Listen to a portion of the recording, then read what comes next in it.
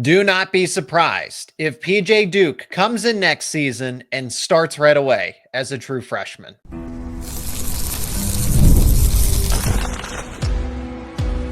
You are Locked On Nittany Lions, your daily podcast on the Penn State Nittany Lions.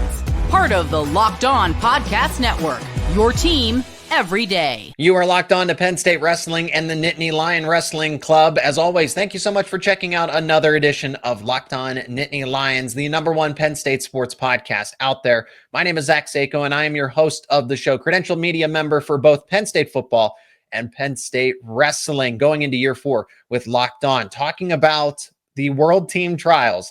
5 Penn State affiliated wrestlers are in the finals. We're going to get to all of that and more, but the biggest takeaway is that PJ Duke, the impressive, nothing short of impressive doesn't even begin to describe, defeating not 1, but 2 defending, reigning NCAA champions, both from some Nebraska, conveniently enough, and Duke eliminated them both to get a spot in the senior level World Team Trial Final. Friendly reminder, be a part of the conversation down in the comment section.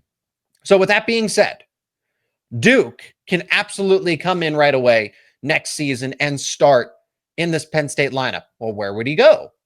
157, 165, 174. It's all very crowded. Right now, presently, PJ Duke wrestles around the 157 weight class because you're not unseating Mitchell Messenbrink. I don't know that PJ Duke necessarily would bump up and challenge Levi Haines like that. So logically speaking, 157 makes the most sense. Well, Tyler Kasak's there, and Kasak is a 2-time third-place finisher. I know. I'm saying that PJ Duke can create a competition.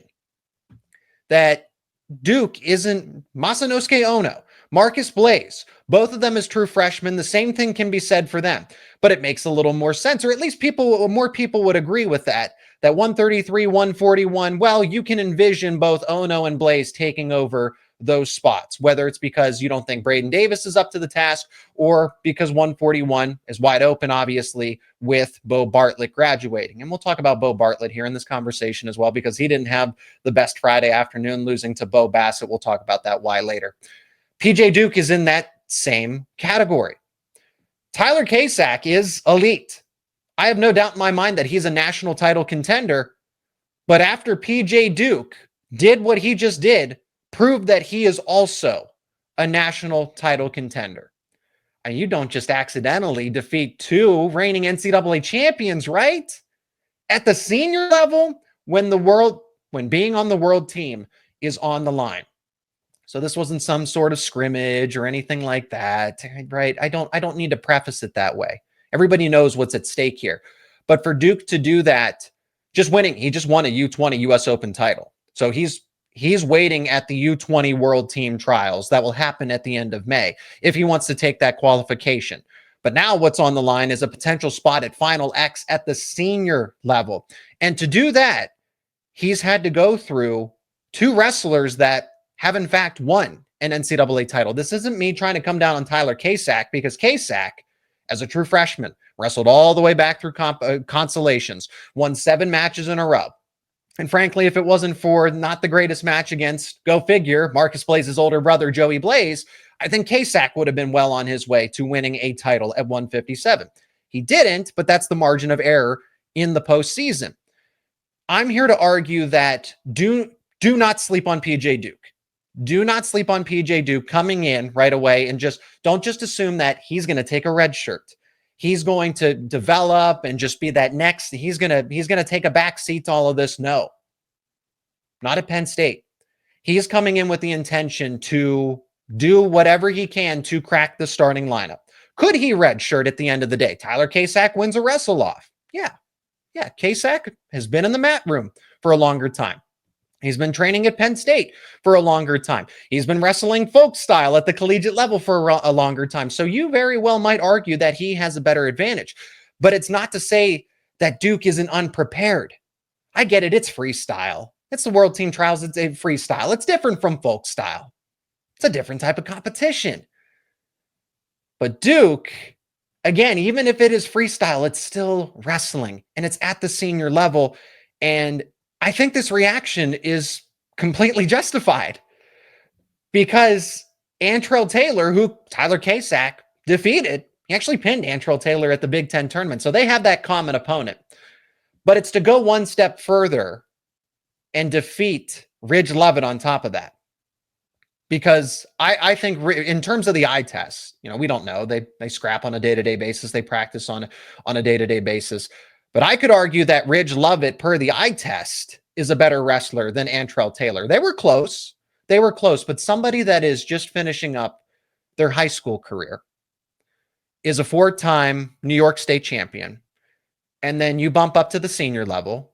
I mean, Jax Forrest can have the same case of lofty expectations over at Oklahoma State. You can make maybe you want to make the argument for Marcus Blaze himself, Bo Bassett going into Iowa, right? That's what PJ Duke has. I am here to say that PJ Duke, don't just say, oh, he's taking a red shirt. 157 is a lock that it's Tyler Kasak. I'm here to argue that it's not a lock. Is that Kasak's going to have to re-earn that spot at 157, and PJ Duke proved that. PJ Duke proved that he could go in right away as a true freshman with the potential to unseat Tyler Kasak and be a national title contender at 157 right out of the gate. Could he redshirt? Yes. I'm here to say that Kasak could put all of this to rest. I'm here to argue that it's going to be a competition, that Kasak isn't securely at 157, that PJ Duke's going to come in and you are going to get the same, and whomever is the better wrestler, take the starting spot. Now, fortunately for Penn State, in terms of logistics and everything, Kasak could redshirt, Duke could redshirt, and then you can have both of them training in the room at the same time. That's all I'm here to say, is that Duke proved that with a win over Taylor, 9-6, reigning NCAA champion at 157, and then Ridge Lovett. Now that was 3-2. I don't think that win was controversial either. Because it came down to replay, it's going to be described as controversial, but I mean, if you watch the tape back, the referees got the call right. It's what ultimately happened there. Well, they were close victories. So how can you make that judgment? It's the fact that even if Duke had lost to Ridge Lovett, I probably would have made a similar argument, but I wouldn't have as much confidence in what I'm saying. That, okay, hey, Duke's close, but he's not quite there. No, he's there. He's there if you're going to take down back-to-back NCAA champions at the senior level. Marcus Blaze, despite not making the World Team Trials Championship, the final at 65 kilos, still was nothing short of impressive. Was able to defeat senior level opponents and also defeated Bo Bassett at the World Team Trials as well in consolations. He will wrestle for third. We got more takeaways, including Kyle Dake, Carter Starocci, Levi Haines, Josh Barr, Beau Bartlett too. That's all coming up next here on Locked On Nittany Lions. And this episode is brought to you by Gametime. There's nothing like the NBA playoffs. The intensity, the buzzer beaters, the fans losing their minds. It's the kind of atmosphere that you must experience live. And this year's matchups are already delivering. If you want in, Gametime makes it fast and easy to get seats to, yes, even the biggest kinds of events, including NBA playoff games. Prices on the app actually will drop closer to tip-off. They'll go down.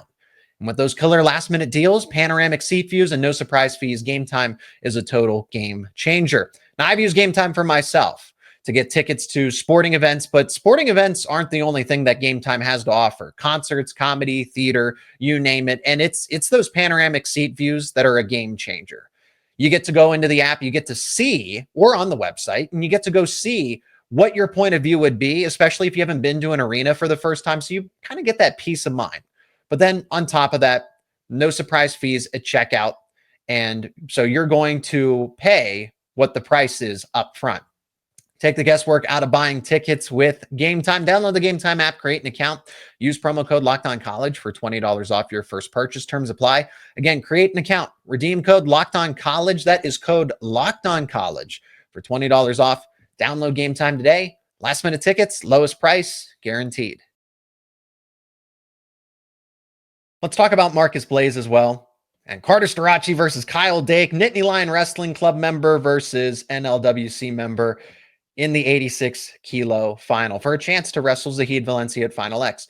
But Speaking of Blaze first, because yes, PJ Duke ultimately did end up at the World Team Trials final for a chance to put himself into the Final X match.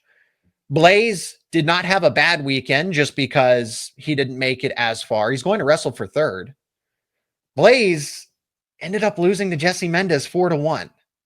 So even when Blaze doesn't come out on top in some of these closer matchups, I mean, Seth Gross. He lost to Seth Gross at the U.S. Open. He's been wrestling at the senior level. So PJ Duke actually bumped up from U20 to the senior level.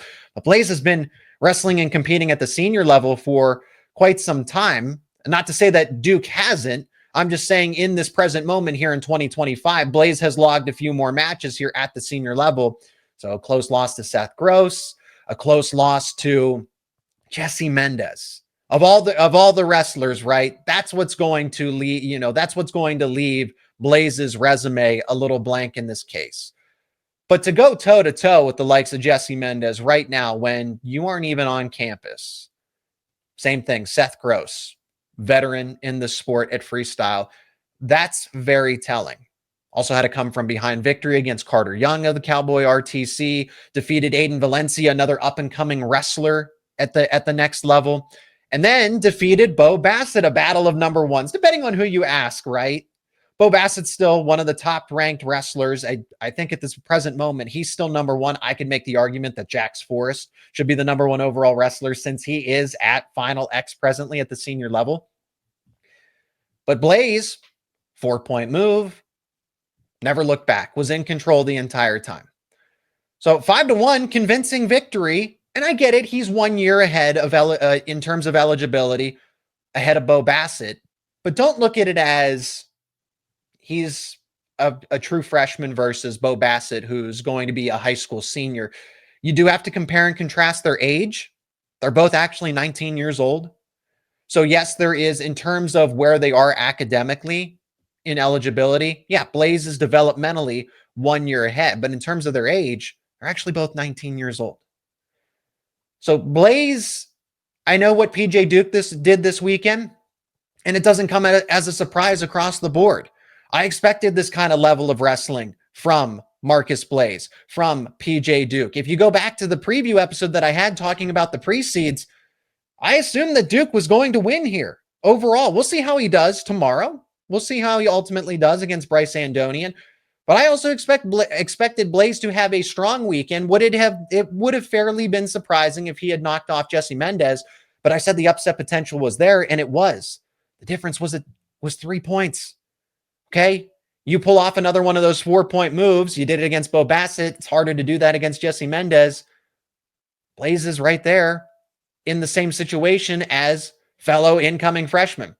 And that's why I also preface, some people are going to say that PJ Duke should be the number one overall pound-for-pound recruit in 2025. Some people are still going to argue that it's Blaze. Remember, comparing it is Freestyle versus Folkstyle, but these two are just insanely talented wrestlers, and they're both at Penn State. They're both joining Penn State as true freshmen this season, in addition to Masanosuke Ono, who is unranked from the fact of he's an international wrestler that's joining the team.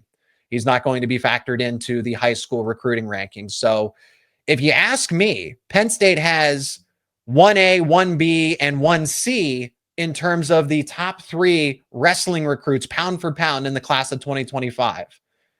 I don't know who to argue for. You can make the case that it's Duke. You could make the case that it's Ono. You could make the case that it's Blaze. But Penn State has all 3 of the top, in theory, top 3 recruits for the class of 2025. So Cale Sanderson, with Oklahoma State really making a push. They got 4 top 10 pound-for-pound recruits in 2026. That's all I'm going to say. It's going to get interesting.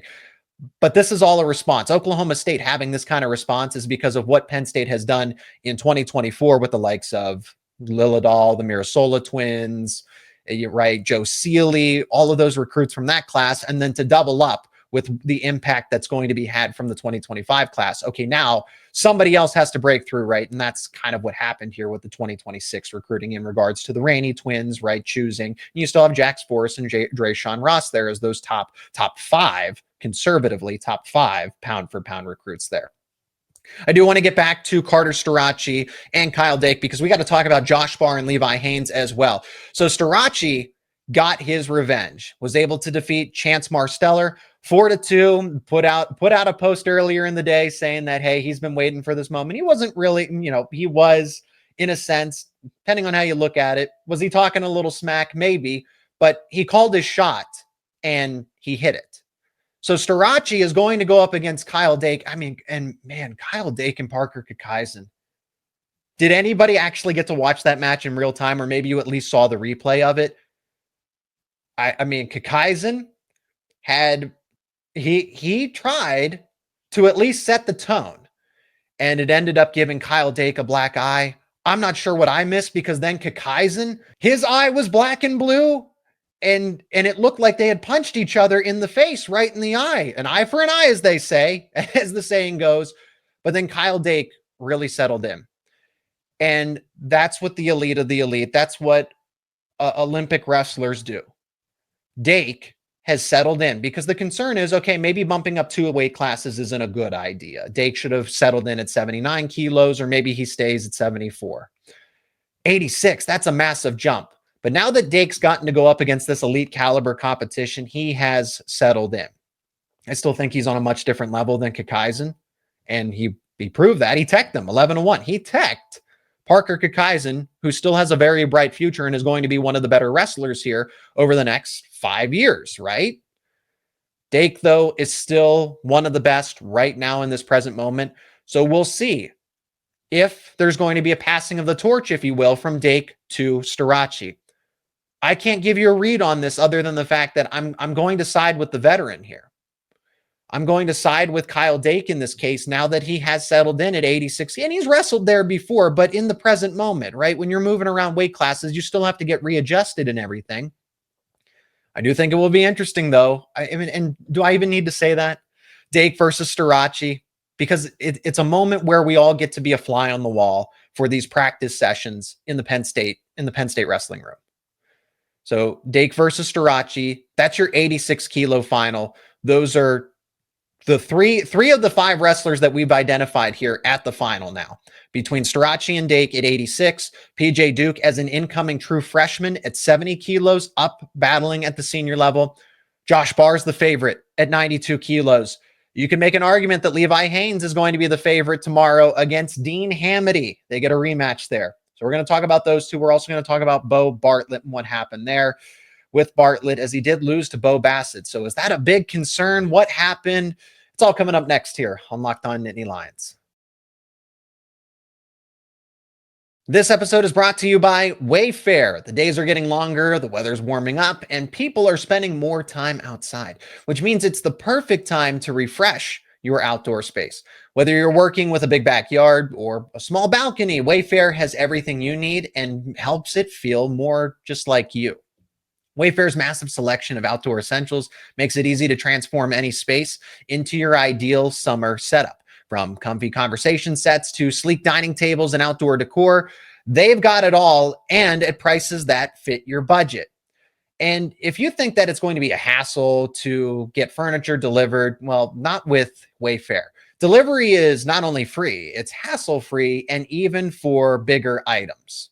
So whether you're entertaining guests or just relaxing solo, shop WayFair to help you unwind. Shop the huge selection of outdoor furniture online right now. This summer, get outside with WayFair. Head over to wayfair.com right now. That is WayFair.com. WayFair, every style, every home. We'll go Levi Haines, Josh Barr, and then Beau Bartlett. I don't want to finish on a negative note here, but I do want to focus on the wrestlers that did make it to the World Team Trial Finals. Levi Haines gets a rematch that he's probably looking for against Dean Hamiti, Oklahoma State wrestler. So there's a rivalry here. There is a rivalry between Penn State and Oklahoma State. Whether some people want to admit it or not, there is one here. You can see it on the recruiting trail. You can see it in collegiate wrestling as well. You can see it in freestyle, on these freestyle circuits. I mean, Oklahoma State Cowboy RTC is very well represented at Final X, and so will Penn State / the Nittany Lion Wrestling Club. So now Levi Haines and Dean Hamiti is another iteration of that. I've already said it that, I'm probably going to lean Dean Hamiti here because the things that went wrong for Levi Haines, I think could apply here to Freestyle as well. Haynes's issues were on his feet, trying to finish shot attempts against Dean Hamiti. I don't doubt that he's made corrections, but I still have to assume until I see differently that, okay, this won't happen again. Haynes is good enough. I mean, he had a nice, solid victory against Carson Harchla. I mean, he just, Harchla had no chance once Haynes really settled in because Harchla took the lead in that match. He ultimately ended up winning 10-5 in that semifinal for that rematch against Dean Hamiti. So Haynes looks as best as he could be. I was surprised he didn't wrestle in the U.S. Open, but here we are at the World Team Trials. I'm saying that I lean Dean Hamiti in this matchup because, like I said, the issues, it wasn't about defense or riding time. It was about finishing your offensive attacks on your feet. And if you had those issues in Folkstyle, they absolutely could apply over to Freestyle. But I'd like to see Levi Haines prove me wrong. I'm not saying that he can't win. I'm not saying that he won't win. I'm arguing that Hamiti, I still think, has a slight advantage in this matchup so far, unless Levi Haines, and it was close. The margin of error is so thin. I have to say it again because it is. In this case, it will still be a world-class type of matchup regardless, as it was at NCAAs, but you still saw that Hamiti was in control of that match. I want to see Haines be in control of this match, and that was the Folkstyle version of Haines versus Hamiti. What happens when they're on their feet for most of the time, right? So that's going to be a difference here. Does that play into the advantage of Haines or Hamiti? Honestly, I can't answer that at this point in time. I don't know who that benefits more exactly. I'm just saying, hey, here are the concerns that I have about Haines and how it doesn't exactly help him going into Freestyle, but it's still going to be a matchup where Haines is going to look for revenge and he's going to have to correct the mistakes that were made at the NCAA in that NCAA semifinal. Now let's get to Josh Barr. Josh Barr at 92 kilos is the favorite here. And I think he also has a bid to take the U20 if he wants to. So does Aiden Sinclair. And that was the matchup that I really wanted above all else. I'm not saying that I'm glad that Jacob Cardenas ended up withdrawing his name. I still would have liked to have seen Barr and Cardenas go at it again for a fifth time. I think I've lost count.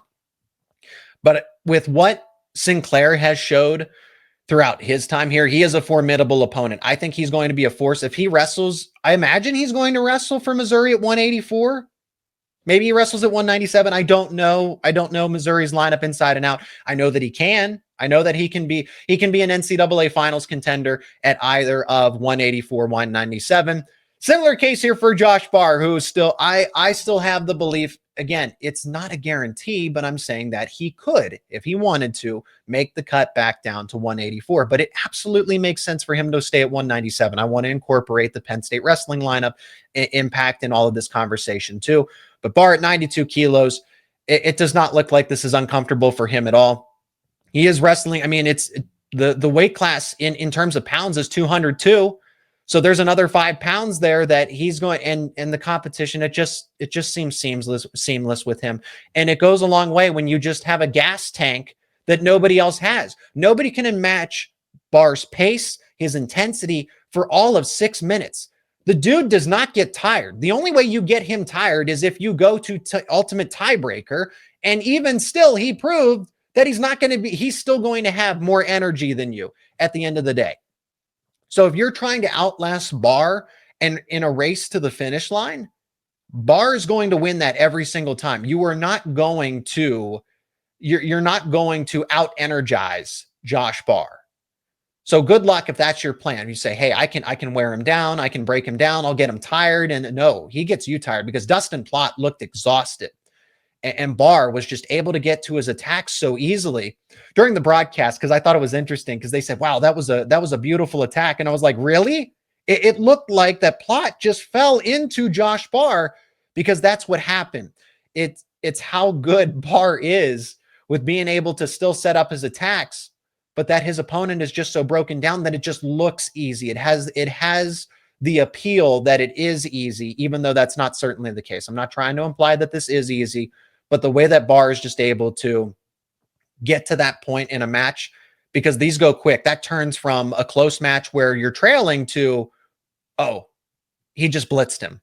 And it ends up being 10-4 against somebody that was a finals contender a year ago or this past season for Oklahoma State. So there's a point for Penn State in that head-to-head against Oklahoma State where Barr defeats Plott and convincingly. Against Aiden Sinclair, I would probably, of course, I'm going to lean Barr here. I think Barr is going to defeat Sinclair, but it's going to be a close one.